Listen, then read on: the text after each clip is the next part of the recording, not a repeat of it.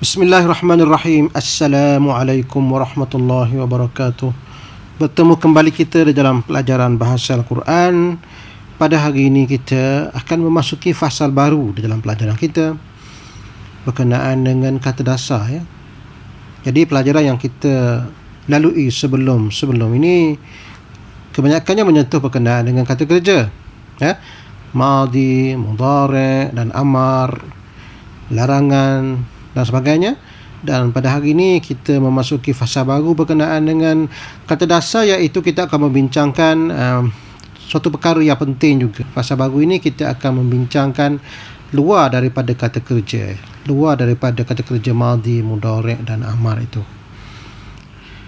Baik, apabila kita membaca surah Al-Fatihah, Bismillahirrahmanirrahim, Alhamdulillahi Rabbil Alamin, mungkin terfikir oleh kita perkataan alhamdu ini, ya. Alhamdu ini. Perkataan alhamdu ini kalau diterjemahkan ke dalam bahasa Melayu, ia akan memberi makna pujian. Kita nak kata dia ni fa'il madhi tak, sebab dia ada alif lam. Alif lam ni menunjukkan dia ni bukan kata kerja, ya. Kalau nak kata dia fa'il mudhari' tak boleh, sebab tak ada tanda mudhari'. Fa'il amar tak boleh. Jadi dekat mana duduknya perkataan alhamdu ini? Daripada perkataan hamidah, ini adalah fa'il madhi, ya. Ini adalah kata kerja madhi, hamidah. Sami Allahu liman hamidahu, hamidah.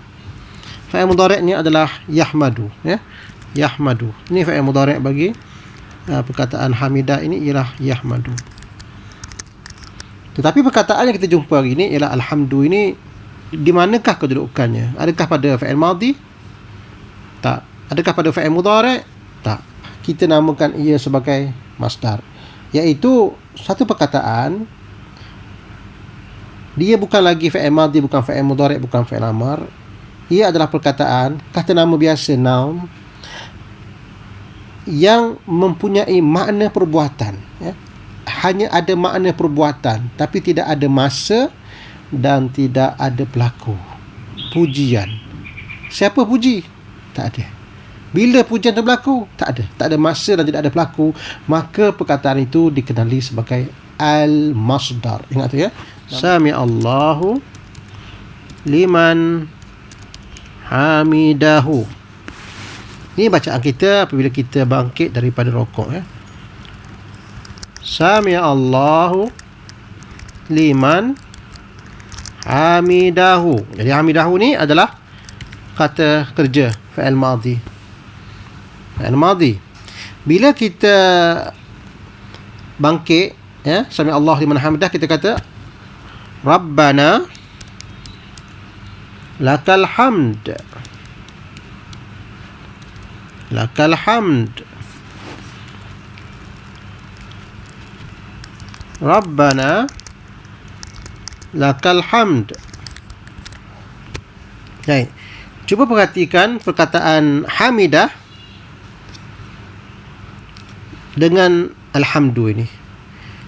Hamidah ini adalah kata kerja madhi. Ada masanya, iaitu madhi. Ada pelakunya, iaitu dhamir mustatir, huwa, dia.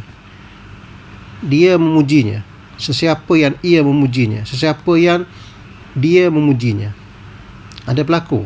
Tetapi apabila kita kata Rabbana lakal hamd, wahai Tuhan kami, milikmu saja segala kepujian, alhamdu itu jadi kepujian ataupun pujian, maka tidak ada lagi lah unsur masa dan pelaku. Ia hanya ada makna kata kerja sahaja. Makna kata kerja tapi tidak ada pelaku.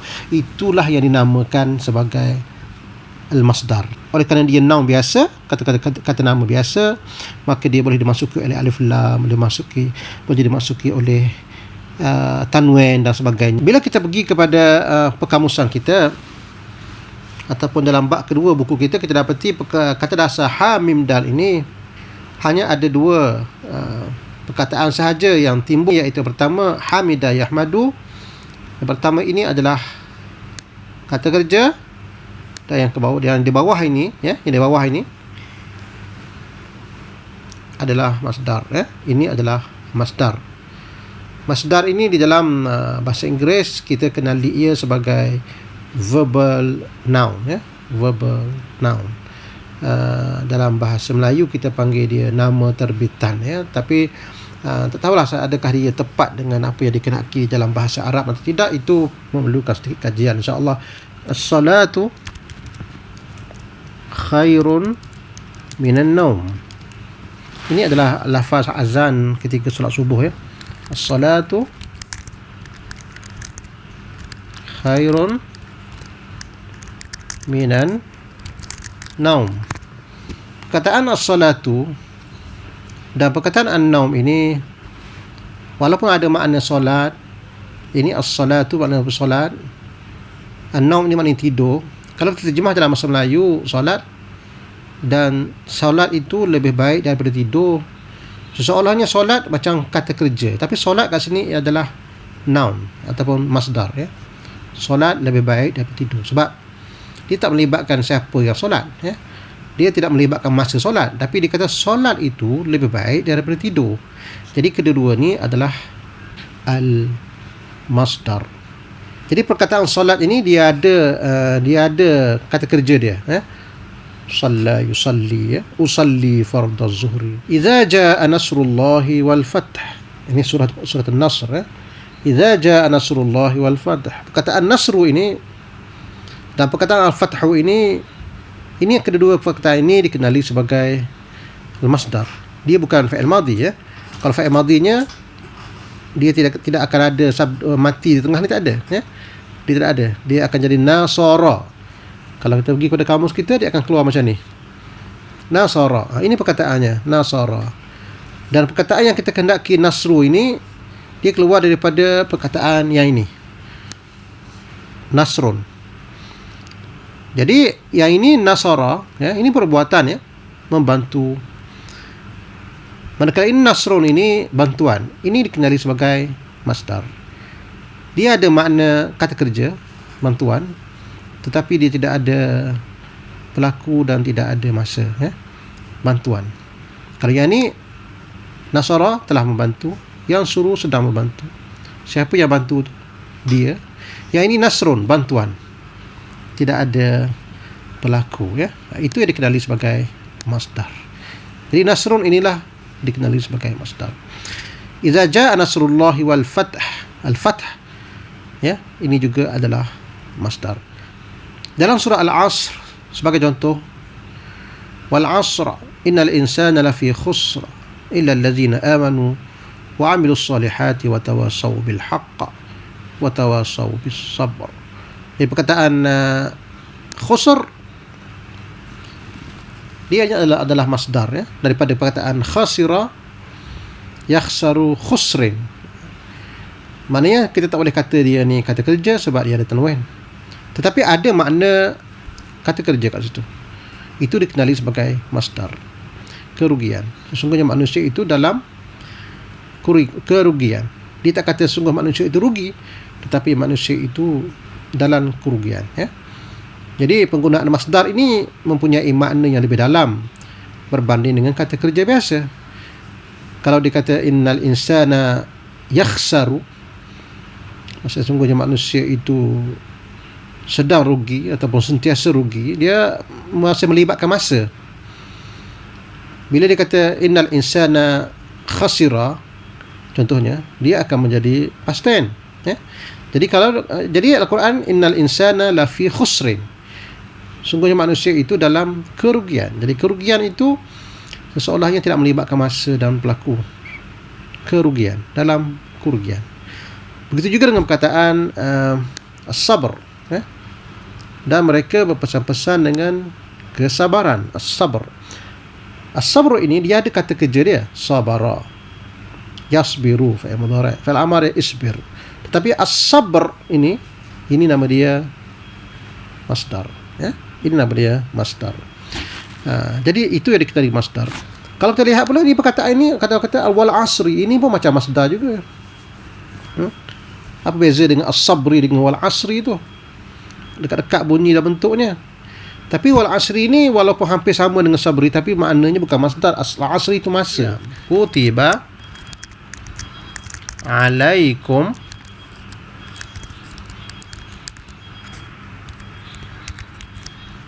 as-siyam.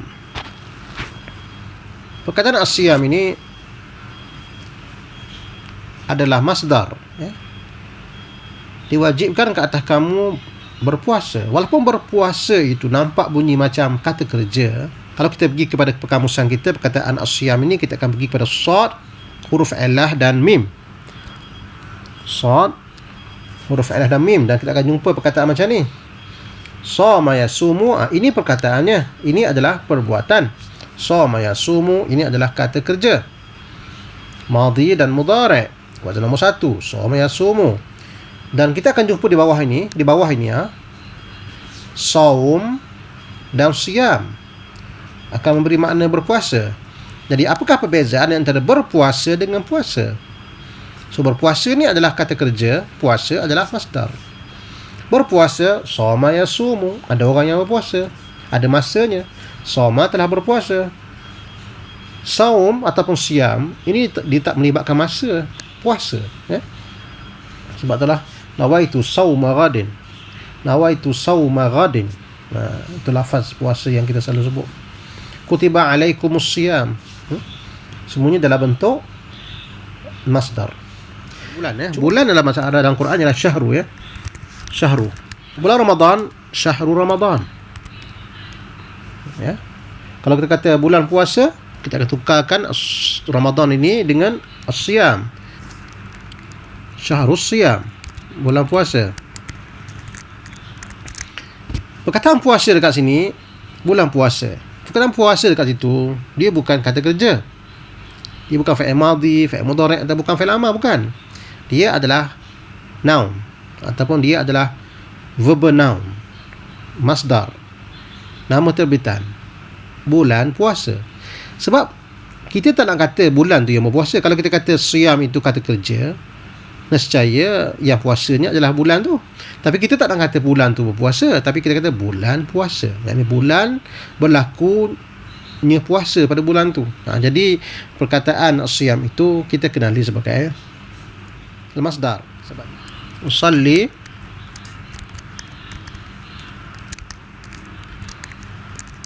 az-zuhr. Dekat sini perkataan usalli ini adalah kata kerja, iaitu kata kerja mudhari'. Masanya mudhari', pelakunya adalah ana, mustatir ana. Saya sedang ataupun akan solat zuhur. Saya solat zuhur.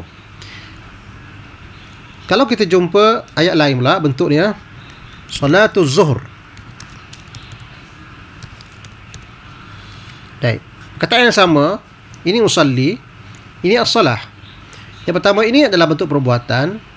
Yang kedua ini adalah dalam bentuk nama terbitan.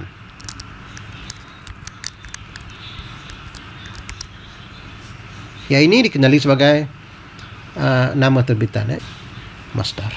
Jadi amat penting kita memahami, ya. Dan kadang-kadang tu kita boleh bertukar antara kata kerja dengan masdar. Dan contoh lain ialah suratul Quraisy contohnya, ya. Perkataan bismillahirrahmanirrahim, kita ambil beberapa perkataan kat sini yang dikenali sebagai masdar. Yang pertama sekali ialah ju', ya. Ju' ini maknanya lapar, ya. Lapar ia adalah masdar. Begitu juga dengan perkataan lain iaitu khauf. Khauf adalah masdar, ya. Khauf.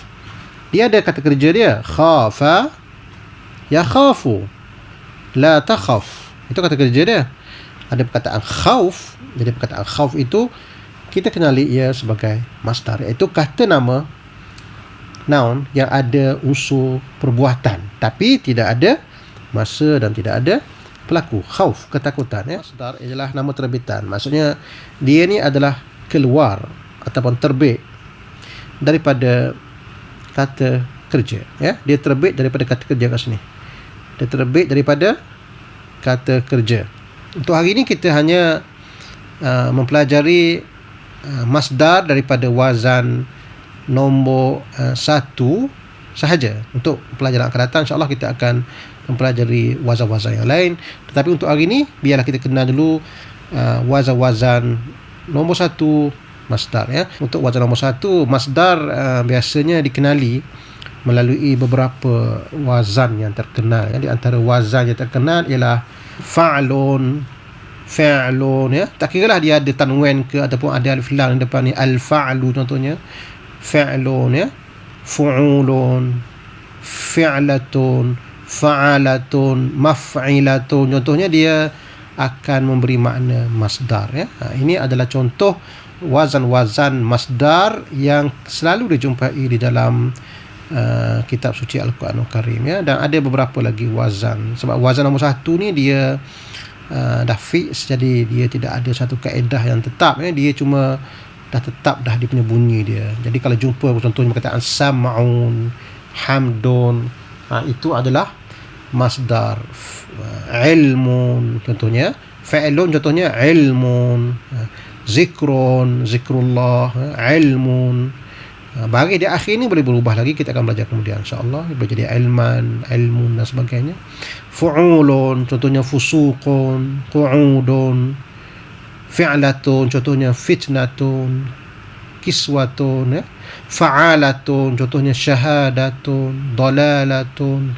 Maf'ilatun contohnya mau'izatun, maghfiratun ya. Ini adalah contoh-contoh masdar untuk wazan nombor 1. Dan jangan lupa buat latihan ataupun kuis yang kita sediakan untuk lebih memahami apa yang dikenaki dengan masdar ini insya-Allah. Cukup untuk hari ini. Assalamualaikum warahmatullahi wabarakatuh.